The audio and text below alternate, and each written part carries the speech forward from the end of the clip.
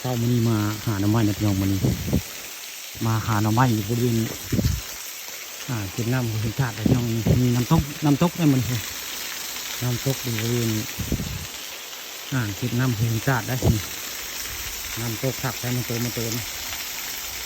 ภาพบรรยากาศตอนเช้ามันมาหาหน่อไม้มันนี้มาหาหน่อไม้แต่ใส่หมวกกันน็อกได้กันยุงพี่น้องยันยุงนี่ครับบรรยากาศตอนเช้าได้จะเทียมมาหาหน่อไม้แล้วก็ภาพบรรยากาศน้ำตกสวยงามมาให้ดูนี่คือน้ำตกเป็นน้ำห้วยหินตาดแล้วมีถ้ำในบริเวณ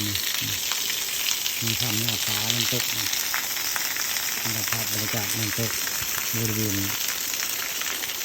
ห้วยหินตาดมีน้ำตกอยู่นะพากันมาหาหน่อไม้มันนี่แล้วก็มาเห็นน้ำตกก็เลยมาถ่าย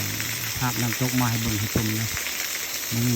มีโอกาสได้มาหาหน่อไม้เรือภาพ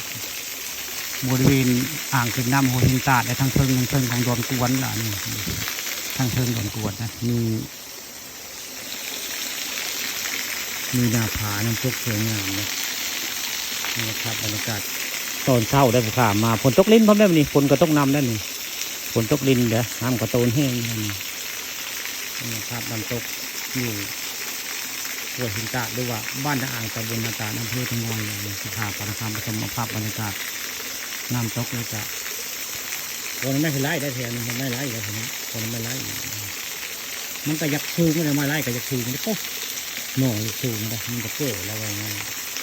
มาหาไม่ไล่มันนี่แต่ไม่ชูไม่ใช่เลย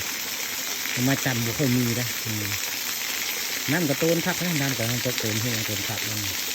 มีบริเวณอ่างเก็บน้ำบ้านอ่างตำบลนาตาลมีน้ำตกสวยงามนะ